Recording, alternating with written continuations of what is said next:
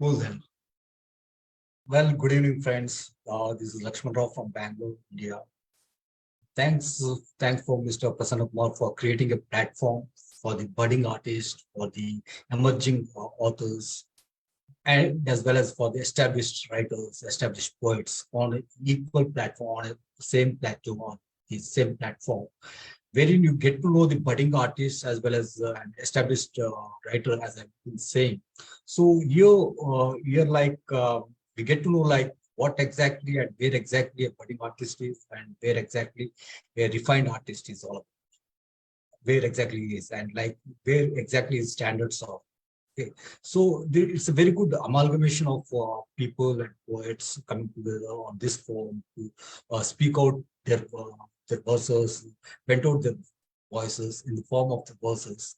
That's very much a unique thing. Like we get to know like each and every person, like how exactly and what exactly they are and their capabilities are, the style of writing uh, and the what do you call the different forms or the patterns they take in and as well as the subjects they choose for their poetry. So this is how like been gauging uh, these poetry sessions with poetry fertile brains. Cool. So I would like to say that like the topic for this evening is like, why do you write poetry?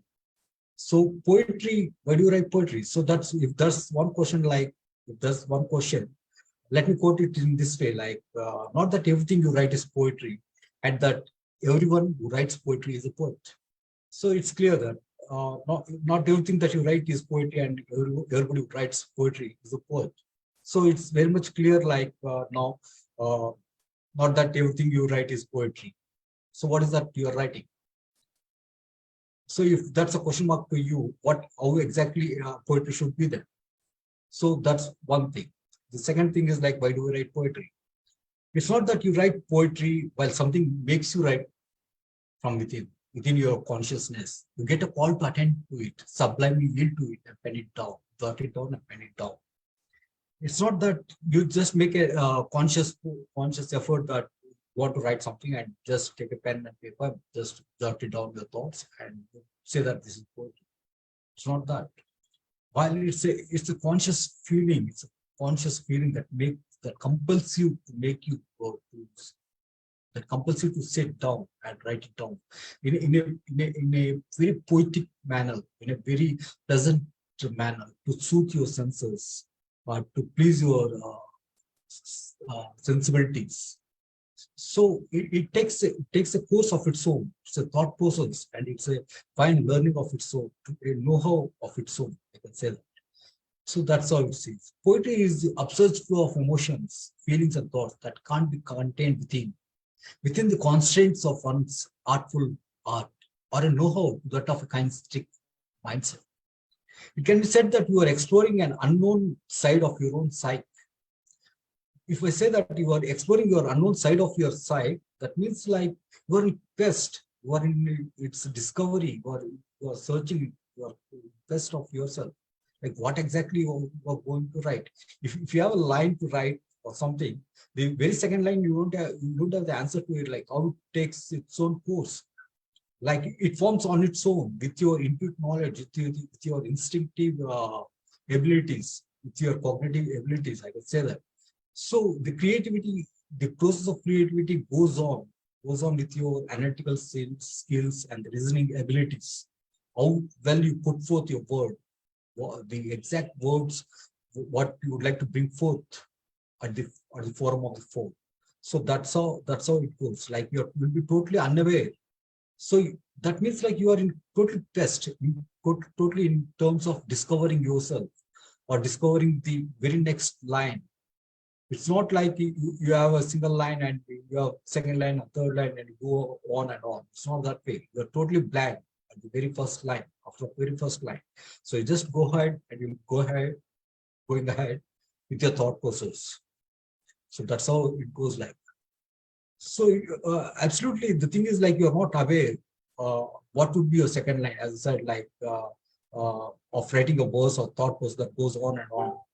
Bringing your beautiful unknown verse to the fore.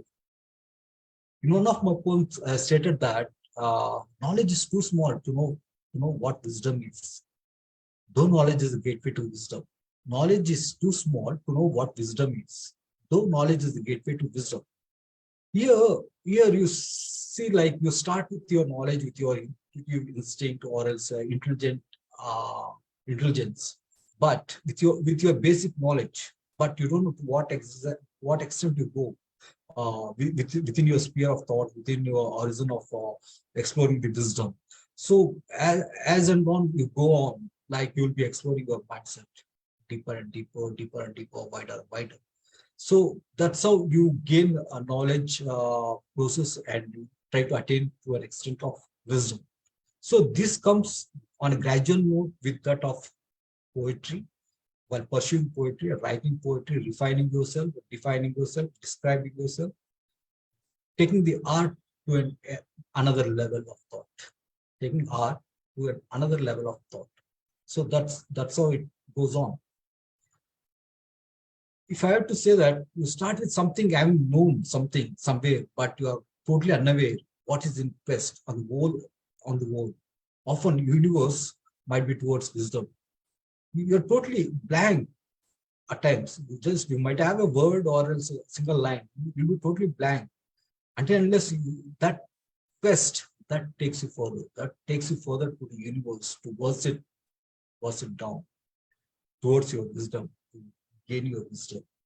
So this is what I used to feel. So I request you to come up with some chat. So interrupt me here and there so that I can be better in my flow, Mr. Kumar sir.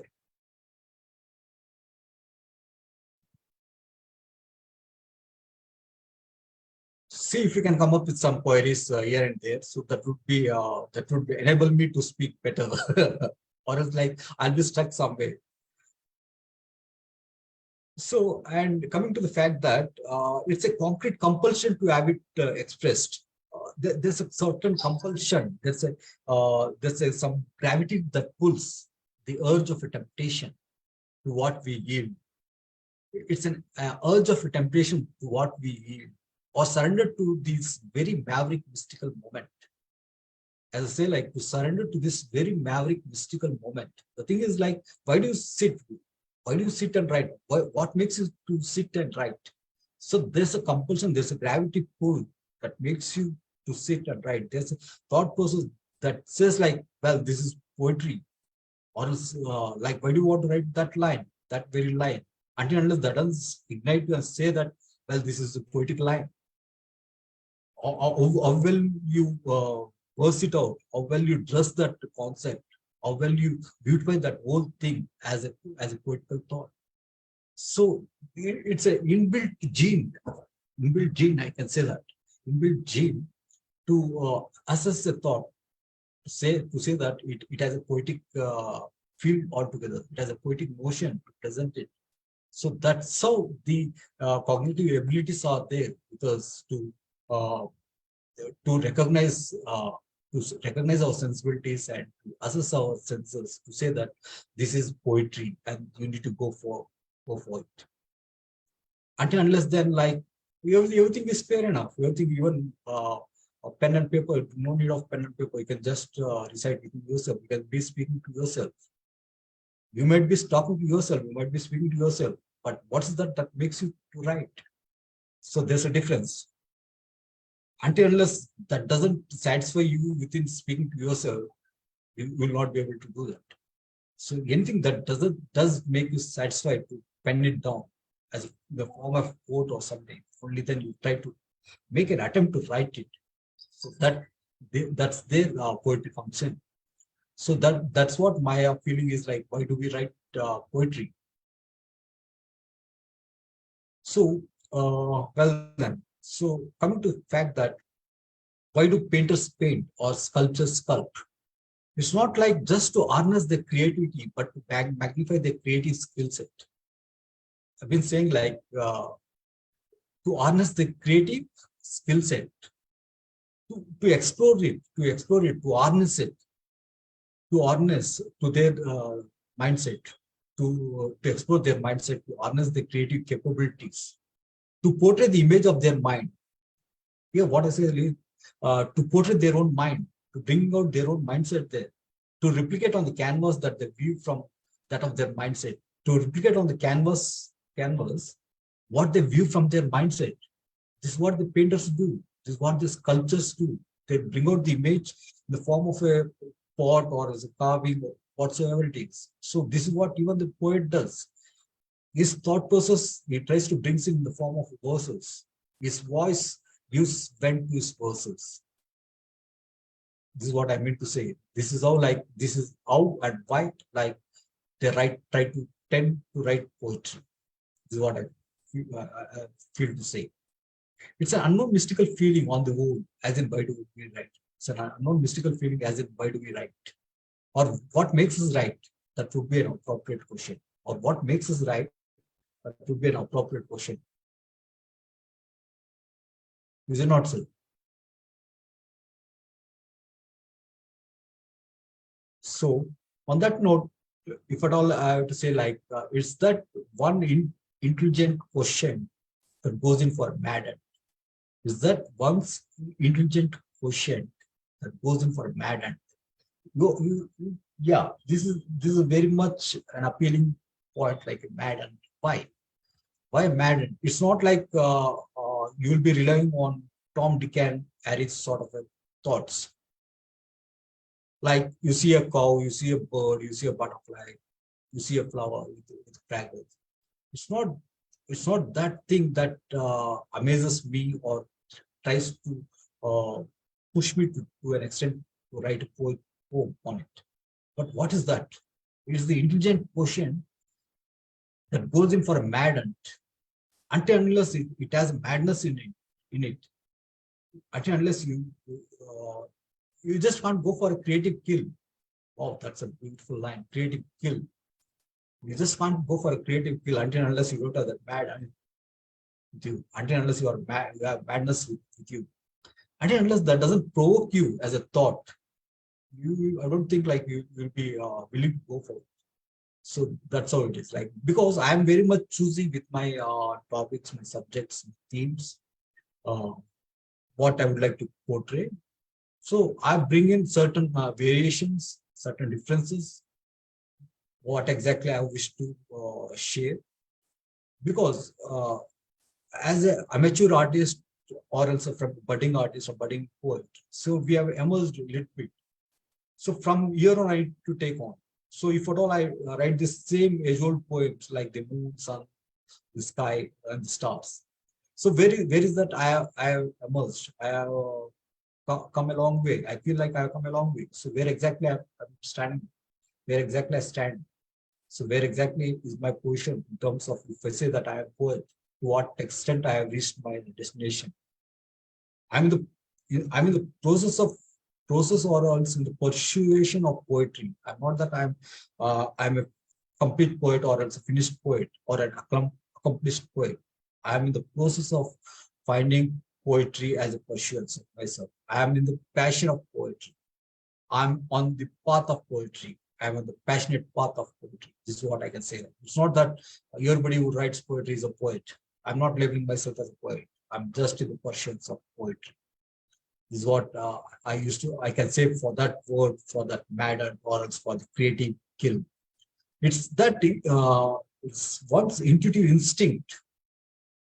I can say that it's one's intuitive instinct that goes for the creative kill. See, my ideology towards my themes is totally intellectual. I don't try to philosophize much, but I try to intellectualize a bit. Because philosophy is something like it has its own charm, but intellectuality, it makes you ponder, it makes you think, it makes you vibrant, brings you in a vibrant mood altogether. Philosophy is like you put it in a platter, but intellectuality is something like hide and seek for a reader to understand or comprehend, to get the entire gamut of feelings of a poet. There's a certain abstractism or surrealism in what you call intellectuality. So this is what exactly I don't try to bring in that that philosophy there, but somehow most of my poetic styles or poetic way of writing has been on those streamlines, like to intellectualize a bit much more. That's what I feel. Like even most of the people, most of the poets who have read my work, they feel this and they say this. Like, yeah, we accept that you work on a intellectual streamline. So that's where I stand exactly. Uh, that's where I bring in my poetry. That's one thing. So why should we write poetry? This is one another question like which I put for myself. Like, why should we write poetry? Taking a cue from the previous context as an upsurge flow of emotions, feelings, or thoughts, intellectual ideas, or intelligent notions. As we wish to put forth that we no more can't conceal or keep within, that finds a way to relieve or vent out the strain caused by the heavy loaded emotional baggage, or vent out the strain caused by the heavy emotional baggage. Yeah, this is a nice line. Like, you have that emotional baggage or also intellectual baggage, whatever you have that. If it has to downpour, like it has to outpour, it has to find a vent to itself, the voice will speak out. That very voice, you need to tap on that very voice to form into a verse, to bring out your wisdom, to discover wisdom, to bring out the entire gamut of your spectrum of thoughts. So that's where your poetry lies. That's where your poetry lies. So it's the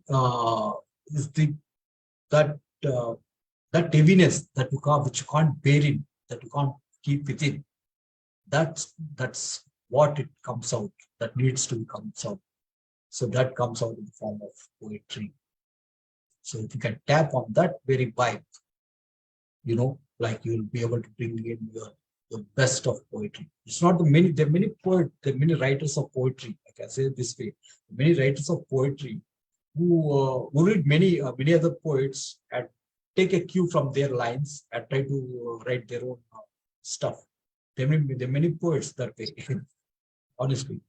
But here is one thing like I would like to address or say to them like the, you read many people, but try to come up with your own genuine feelings or genuine thoughts, genuine words. You read words and verses, come up with your genuine feelings.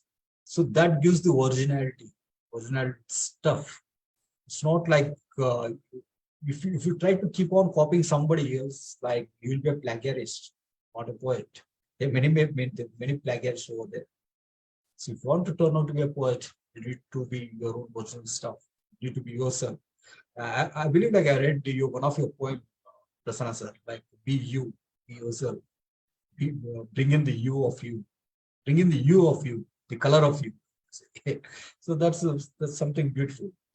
Like to the best of my knowledge, we write for ourselves. Again, to whom we do write?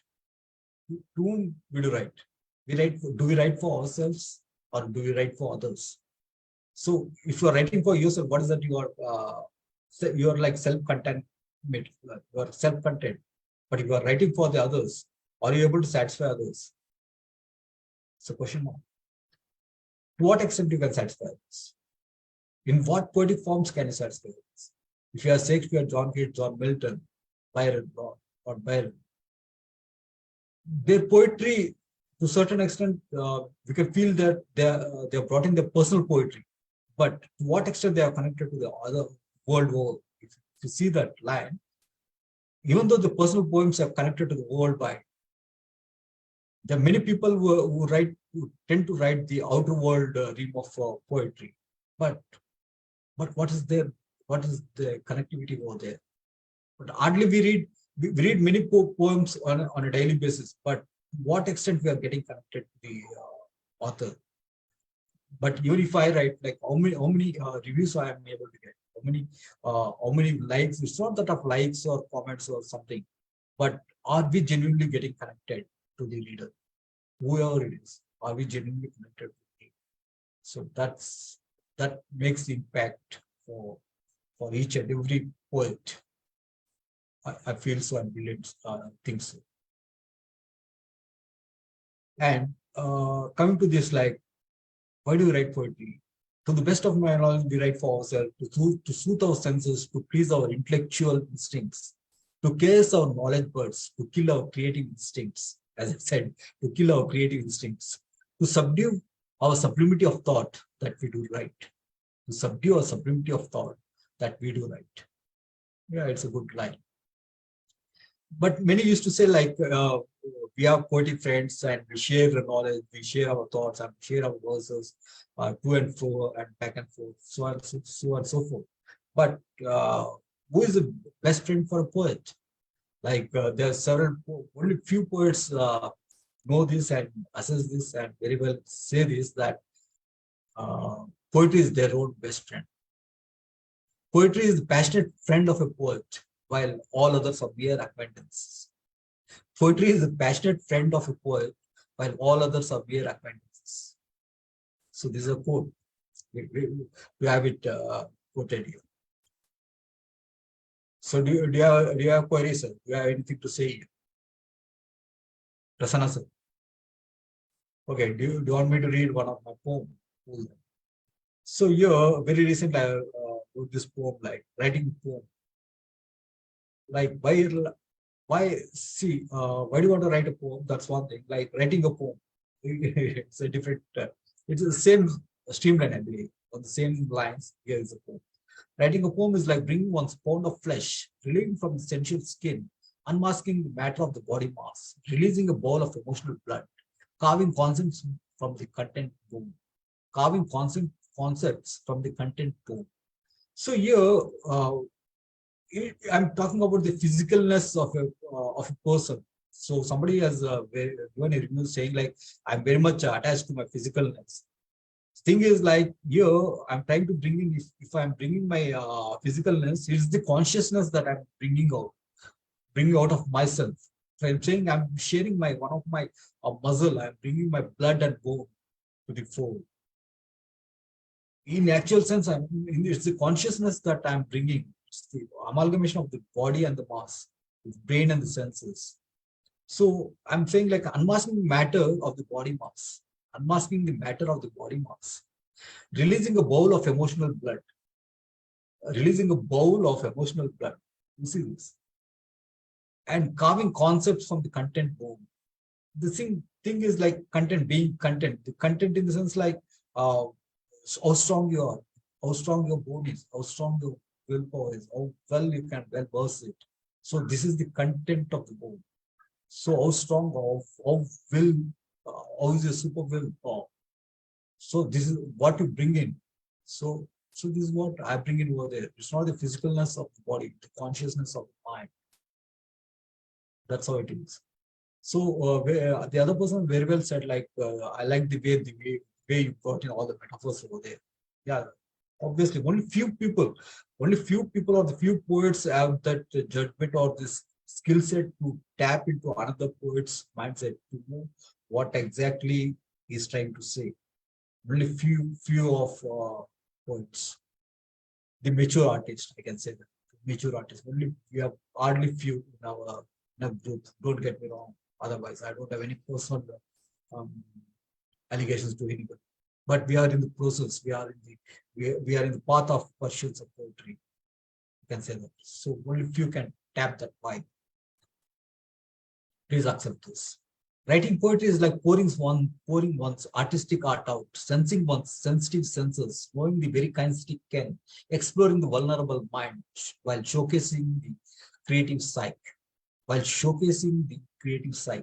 The thing is, like, the way you project yourself, the way you project your creative mindset, what you bring in as in your psyche, that matters a lot.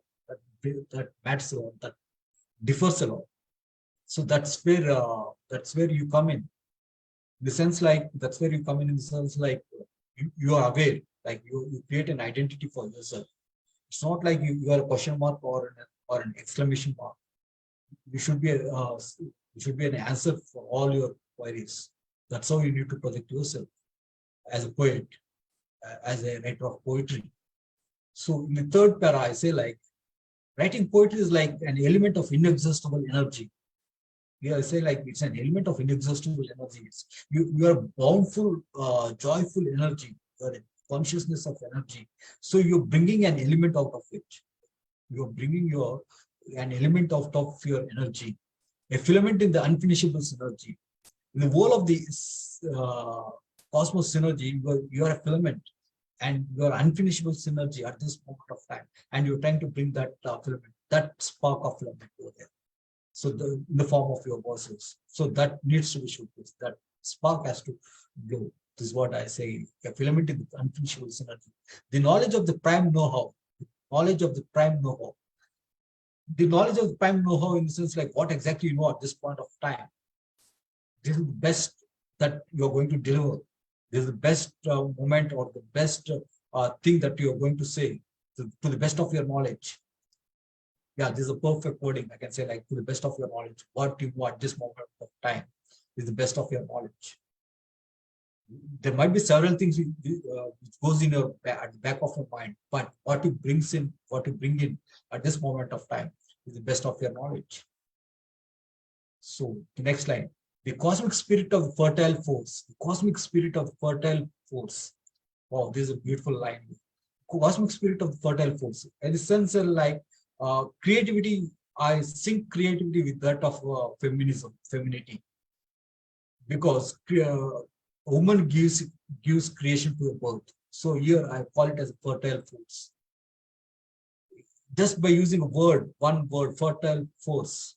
So I'm bringing the entire womanism in the form of creativity, because she gives birth to another child. So she has a fertile force, the cosmic spirit of the fertile force. I'm saying the entire government of the universe. So she is a woman. She has that spirit to deliver a creation. She has a creative force. Let me say. And the next line: the verse embedded in the universe. The verse embedded in the universe. You're not trying to bring in what your mind says or what you know. The entire government of the universe has its own verses. You're just trying to pick in some verses here and there and trying to bring it, put it in your words, your verses, say that you are written this. But actually, the entire verses are there in the universe. The entire verses are all framed over there. It depends upon you what exactly you pick from the universe and put it in your paper, on your paper, and say that it's been written by you, and tag your name, give it your name, and give a title to it. It's just that. It's not that something out of the box you're trying to create it or try to invent it or discover it elsewhere. So that's how it comes, like verse embedded in you. So writing poetry is like tapping into that vibrant vibe of the hour. Writing poetry is like tapping into the vibrant vibe of the hour. So what exactly, if I'm speaking now regarding the poetry, I'm tapping into the exact vibe of a poet. So, and if I'm writing that poem, like I'm just into that mood. I'm into that psyche, that mindset, or else I'm into that wavelength of thought. So tapping that vibrant vibe of thought, awakening one's curious consciousness. Again, here, curious consciousness.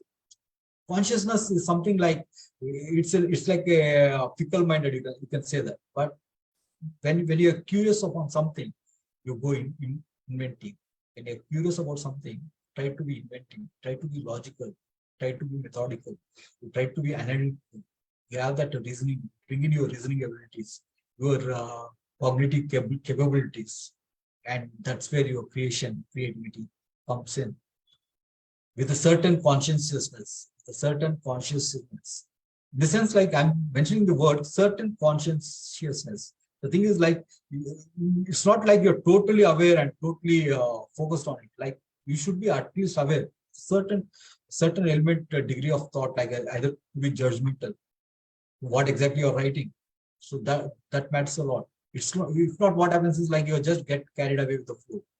Just keep on writing, and say like, I've done a draft and this is my poem. So every moment, even the second line or third line, you're structuring poetry, You will be very much conscious about what exactly you're writing. That's what I mean to say. With a certain consciousness. Entering into the mystery of the mood. Here, the line says like entering into the mystery of the mood. Again, a poet is caught in the web of moods.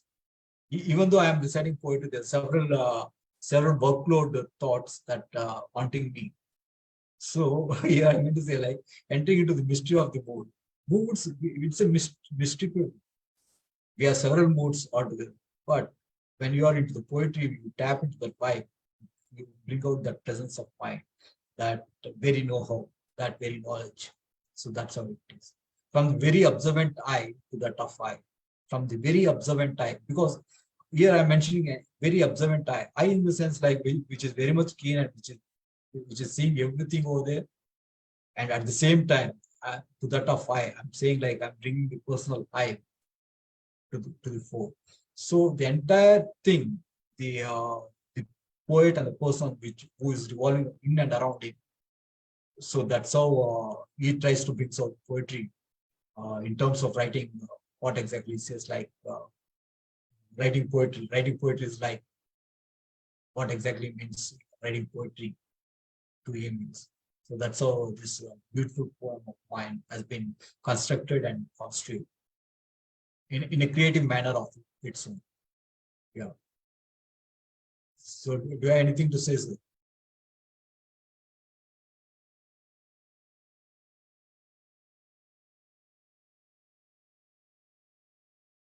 So I wish I had some queries here and there. Like if at all I had some good friends over there who can pop up somewhere here, come up with some questions. That would have been great. Would have been chatted very well. So here, being a solo poet, like to say something out of my mind, to bring out the best of myself. So it just goes like this. So here, one of my poems, like profound poetry. The very word poetry sounds rhythmic as rhyme. The very word poetry sounds rhythmic as rhyme, as though conscience reciting their rhyme, as if pebbles giving tunes to the stream, as in thoughts transforming poet's stream, as in thoughts transforming poet's stream. Honestly, in the absence of my mind, I don't know what poetry is all about. Honestly, in the absence of my mind, I don't know what poetry is all about. Yet I'm yet to unform, if any poet can find their presence of mind as well. I'm yet to unform, if any poet can find their presence of mind as well. I doubt. What's this that makes me know that this is poetry? What's this that makes me know that this is poetry? That which makes me flow in symmetry. That which makes me flow in symmetry. Is that the spark of an ocean that makes its choice the most beauteous mindset where I have this mind voice, where I have this mind voice. Poetry, wherefore art thee, my astound, my pharaoh, my savior, and my profound. Poetry, wherefore art thee, my astound, my pharaoh, my savior, and my profound. Well, this is Laxman Rao signing off from Bangalore. Yeah, thank you. Hope you like my last quote.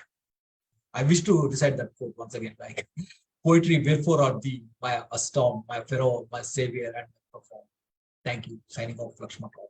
Thank you. Bye.